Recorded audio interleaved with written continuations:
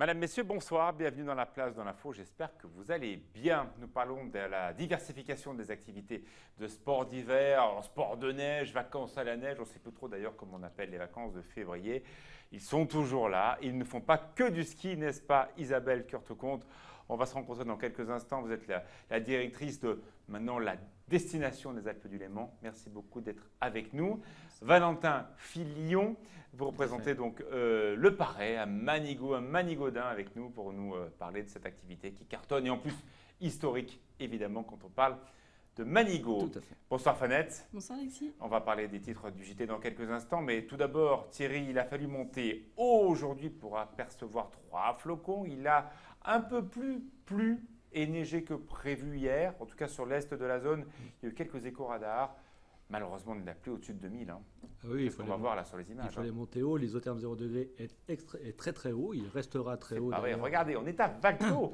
On est à là on est au-dessus de la Folie Douce. Tiens, on est à 2400 mètres d'altitude et on voit bien les toits. Et ben, c'est de la flotte. Hein. Bah oui, la température était légèrement positive, même aujourd'hui, même malgré les nuages. Ce sera encore le cas demain et malheureusement, on ne va pas vers une vague de froid. Là, on est à 2400 mètres d'altitude dans le cœur du village. On voit bien, bon, il y a de la neige, bien sûr, à Valto, il n'y a pas de souci. On voit bien que les nuages sont bien formés. Sur la partie plein sud, on parlait de la Folie Douce tout à l'heure, et bien la neige commence un peu à manquer sur les adrets. C'est étonnant en 3e semaine de février. C'est normalement la période de l'année où la neige au sol est la plus épaisse. Oui, bah, normalement. Comme vous dites, normalement. Puisque là, non, pas cette année, non. Bah, alors, il y a un petit espoir de neige quand même pour vendredi. Oui, on attend une perturbation alors qui va passer très rapidement dans le temps. Elle va très rapidement traverser nos régions, mais elle sera assez active pour donner quelques centimètres de neige. Alors, au-dessus de 1600 mètres dans un premier temps, mais cette perturbation va être accompagnée d'air frais. Donc, du coup, la limite neige va s'abaisser sans doute aux alentours de 1000 mètres. Mais là, par exemple, dans les stations de Manigot, on peut espérer combien? Allez, pronostic, on est mercredi déjà. Quand il part comme ça, c'est que c'est entre 1 et 5 cm. C'est à peu près ça. Oh non, c'est pas vrai. Et là-haut à Valto 10? On va peut-être joueur. Non, j'aime pas trop les pronostics, vous savez très bien. Bon, je vous le dirai jeudi, je préfère. Bon, bref, on aura un petit espoir blanc, mais ça ne sera pas terrible. Fanette, bien sûr, un lien avec l'environnement. On a parlé beaucoup du redout de cet hiver un peu bizarre et on a parlé beaucoup aussi de pollution. C'est pour cela que le conseil départemental a organisé. Alors, est-ce que c'est vraiment une première fois? On n'a pas trop su si c'était une vraie première, cette réunion autour de questions de montagne. Alors, eux disent que oui, c'est la première fois où il y a les services de l'État, les associations, les élus, le département, les différents acteurs. Après, il y a déjà eu des réunions avec différents acteurs de différents horizons, notamment dans le cadre de la construction du plan de protection de l'atmosphère.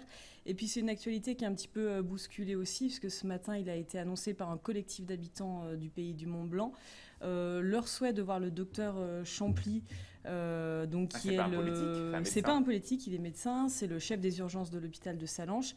Ça a été l'un des premiers à alerter dans les médias nationaux, etc., sur la situation de la pollution. Et donc, il souhaite que le docteur Champly soit candidat pour les législatives. D'accord. Il a dit qu'il donnerait sa réponse. C'est des habitants. Ils ne sont pas liés à une association, en tout cas, ou à un parti politique. Et le docteur Champly a dit qu'il donnerait sa réponse dans les 48 heures. Très bien. Deuxième sujet, toujours lié à l'environnement. Voilà, c'est lié à l'environnement. C'est à Annecy, c'est une première en France. C'est une unité de méthanisation des boues issues des eaux usées. On connaît bien la méthanisation dans le cadre de la filière agricole. Là, en fait, c'est les eaux usées qui sont une première fois recyclées et qui vont être une deuxième fois, pour faire simple, recyclées. Les boues étaient incinérées, elles vont être aujourd'hui transformées en gaz. Et ça va faire de l'énergie et donc qui permettra de moins polluer. Voilà. On espère de moins fondre la neige que l'on voit derrière et qui est comme pas terrible cette année. Merci beaucoup Fanette. Merci beaucoup Thierry. Valentin, on se retrouve dans quelques instants. Vous êtes dans la place de l'info.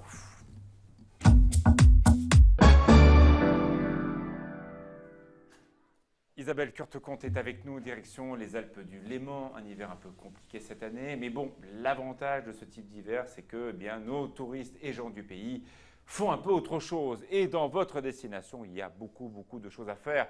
Bien sûr, les randonnées gourmandes, le patrimoine qui est omniprésent dans votre partie du Chablais. Pour vous, c'est une opportunité ou c'est une contrainte, ce changement climatique un peu rapide là? On aime la neige, on aime le blanc. Mais oui, c'est ce qu'on vend. L'atout après de diversifier les activités comme on le fait depuis plusieurs années maintenant, c'est que les gens redécouvrent aussi un petit peu les territoires autrement. Il est vrai que jusqu'à présent, on arrivait en station, on faisait que du ski. Et là, vraiment, on se rend compte qu'année après année, les gens font du ski toujours. C'est toujours les vacances d'hiver, on vient pour le ski, pour la neige. Mais on souhaite aussi découvrir un petit peu les spécialités, que ce soit les savoir-faire, le terroir, d'autres activités qui mettent aussi en valeur la montagne. Et ils sont très demandeurs, les clients sont très demandeurs. Isabelle Curte-Comte, vous connaissez très bien ces problématiques liées au tourisme, vous connaissez bien nos stations de Savoie-Mont-Blanc. C'est vrai que l'été, on parle très souvent de l'itinérance, c'est-à-dire que les personnes se baladent sur un territoire et n'hésitent pas à prendre la voiture pour partir d'un village à un autre. L'hiver, nos touristes, ils sont dans la station un tel, ils laissent la voiture au parking, ils font quelques stations, mais uniquement reliées au domaine skiable, ils sont moins aventuriers. Est-ce que, par exemple, ce principe de balade gourmande les incite à sortir de leur station pour voir autre chose? Oui, de plus en plus. On a de plus en plus la demande, surtout les familles qui souhaitent faire découvrir autre chose aux enfants. Des familles qui viennent de l'autre bout de la France, voilà, à savoir qu'elles sont dans cette région. En Savoie-Mont-Blanc, dans les Alpes du Léman, voilà. Par exemple, qui est une zone très large, qui concerne également le Chablais. Voilà, toutes les AOP, IGP que l'on couvre. La fabrication d'un fromage, on a une ferme pédagogique qui est très active, la ferme du Petit Mont, où vous pouvez, depuis la traite des chèvres jusqu'à la fabrication du chevretin, participer. Et les enfants sont très friands, ils redécouvrent des choses et ils rentrent chez eux. Alors, quand ils viennent en famille avec leurs parents, mais quand ils viennent en colonie aussi encore, et racontent à leurs parents, voilà, j'ai mangé du vrai fromage. Ouais, du vrai fromage. Et pas un fromage carré, ça tombe bien. Alors, il y a du patrimoine, bien sûr, dans cette zone magnifique de Savoie-Mont-Blanc, les Alpes du Léman, parce que vous êtes très facilement sur le rivage du lac et très facilement en montagne, dans ces stations magnifiques, dans lesquelles très souvent on voit aussi le lac Léman, donc c'est une vraie chance. Le patrimoine, l'itinérance, des traditions aussi, c'est ce que vous mettez en avant? Oui, tout à fait. Donc, tout d'abord par nos producteurs qui sont un peu, on va dire, le fer de lance de la mise en valeur de ce patrimoine. De nombreux producteurs ont ouvert des boutiques, de très jolis endroits. Des liens se sont créés avec le réseau du tourisme, avec les accompagnateurs en montagne. Vous pouvez participer à une sortie, par exemple, qui s'appelle « De l'abondance aux plantes sauvages », avec notre accompagnateur Patrick Lost. Mais on a presque l'impression que ce sont des programmes d'été que l'on retrouve maintenant aussi d'hiver. Je me trompe? Alors, hiver-été, il faut savoir un petit peu naviguer sur la limite, on va dire, de la saisonnalité. Pourquoi ça vous embêterait clairement de communiquer pour les stations qui sont plutôt plus basses sur les activités liées à l'été? Là, on voit une randonnée avec, en l'occurrence, des chiens, mais on a une neige de janvier, à voir le ciel, c'est très pur. On pourrait faire le même type de randonnée en VTT pour se balader d'une ferme à une autre si la neige fondait. Il y a quelques stations chez vous qui sont à 1000 mètres d'altitude. Oui, on est en moyenne montagne et c'est vrai que c'est le cas. Par exemple, sur les vacances de Noël, tous nos partenaires se sont mobilisés pour proposer des activités différentes, donc les VTT, le fat bike, de la grimpe d'arbres. C'est peut-être l'avenir de ces stations de moyenne altitude. C'est vrai qu'en Tarentaise ou dans les stations, par exemple d'Avoria, dans les Portes du Soleil, l'altitude fait que c'est du produit ski, basta. Vous avez la chance d'avoir plusieurs cordes à votre arc, c'est peut-être ça que vous voulez valoriser, qui puisez dans un hiver très compliqué comme cette année. Voilà, ça nous permet de proposer un produit aux clients, une activité, une découverte du patrimoine, et ils sont très heureux généralement de découvrir tout ça et sont souvent étonnés. Les chiffres de Savoie-Mont-Blanc vont être publiés dans quelques heures sur les vacances de Paris. Les Parisiens sont rentrés à Paris dimanche. C'était bien pour vous? Vous étiez contente? La première semaine, un peu moyenne. La semaine dernière, très bien. Très bonne. Et très, cette semaine est également très bonne. Très bonne avec notre zone. Donc voilà, en attendant les prochaines chutes de neige du mois de mars. Oui, on espère, on l'a dit. Normalement, vendredi, il neige un peu, entre 5 et 10 cm. Après, on ne sait pas trop, on verra bien. Merci beaucoup Isabelle Curte-Comte. N'hésitez pas à aller vous balader dans les Alpes du Léman. C'est une partie du Chablais, des stations magnifiques avec des points de vue magnifiques. La météo Thierry Polm, je vais le questionner, savoir combien il va neiger vendredi. C'est après la pub.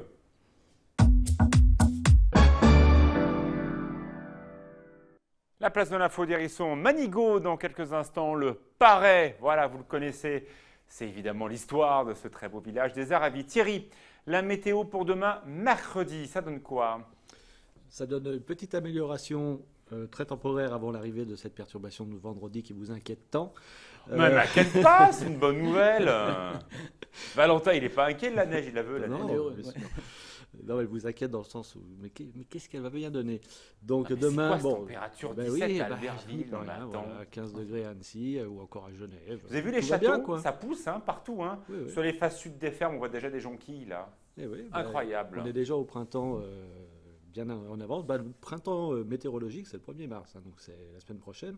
Ouais, Sur le calendrier, c'est le 20 mars, mais printemps météorologique, c'est le 1er mars. ouais. Donc on n'en est pas loin et effectivement, On on voit attend pas le de printemps. froid du tout devant. Il n'y a pas de froid, pas de froid prévu et même la semaine prochaine, on repart. Hier, pourtant, si je remets la bande d'hier, Oui, on avait prévu de la neige. tout à fait, pour la semaine prochaine, qui s'est complètement Ça s'est évaporé. tout débiné. Ça s'est tout débiné et remplacé par un isotherme 0 degré à 3500 Mais mètres. c'est pas sûr que ça rechange pas encore C'est possible que ça rechange encore.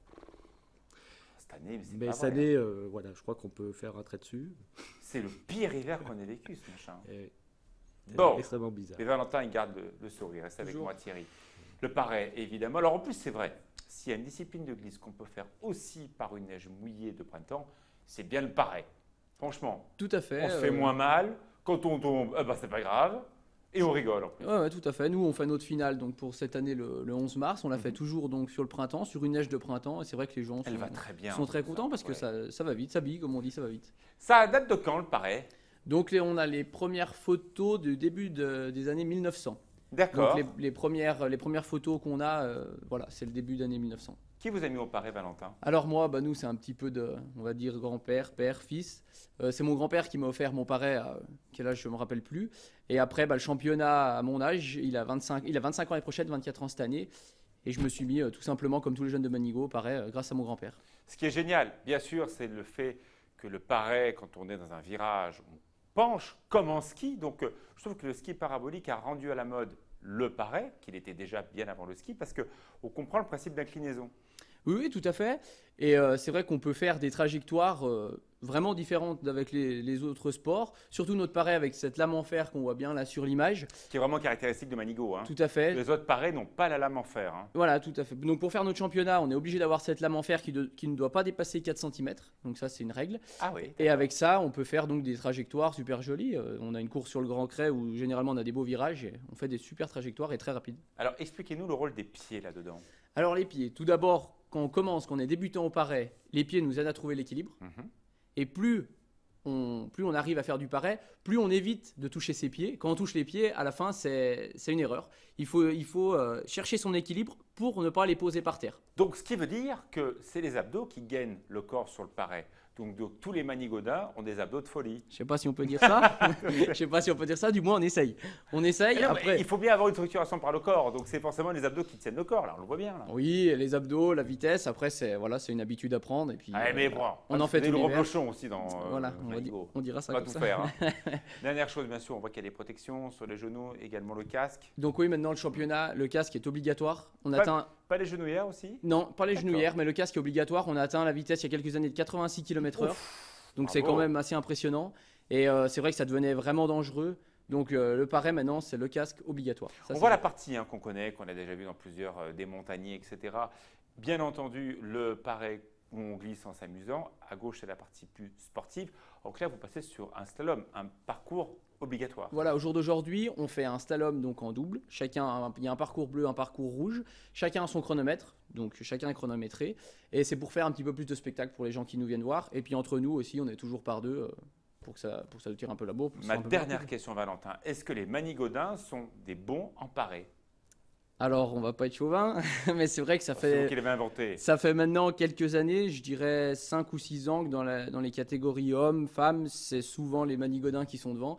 Mais ça reste ouvert à tous les Aravis. Et on en a beaucoup du bassin annécien qui viennent. Ah, c'est le même On territoire. en a même de bien veaux sûr. qui viennent à notre course. Donc je les salue, même de la Roche. Et pour nous, on est content de voir un pareil qui c'est vos s'ouvre traditions en dans plus. tout le département. Vous avez déjà fait Thierry du pareil? Alors jamais, et la question que je me pose, c'est est-ce qu'il y a aussi des protections pour le postérieur? Parce que j'ai vu j'ai vu qu'il sautait quand même pas mal. Ah ouais. Et quand on retombe là-dessus, je Il m'excuse, tient c'est son quand même du bois. postérieur, Thierry. Non, Alors, c'est on ça, montre-moi c'est- l'image, on va voir s'il y a des protections. Alors, des protections, non, pas de protection. Après, Pour le voilà. reblochon en cure intensive 3 semaines avant. Ouais. Non, on essaye les trous, on essaye Ah oui, de les il a éviter. raison, Thierry. Ah Et oui, c'est oui, vrai oui. qu'avec autant de vitesse, des fois, on l'avoue, ça fait mal. C'est vrai que ça fait mal. Ouais.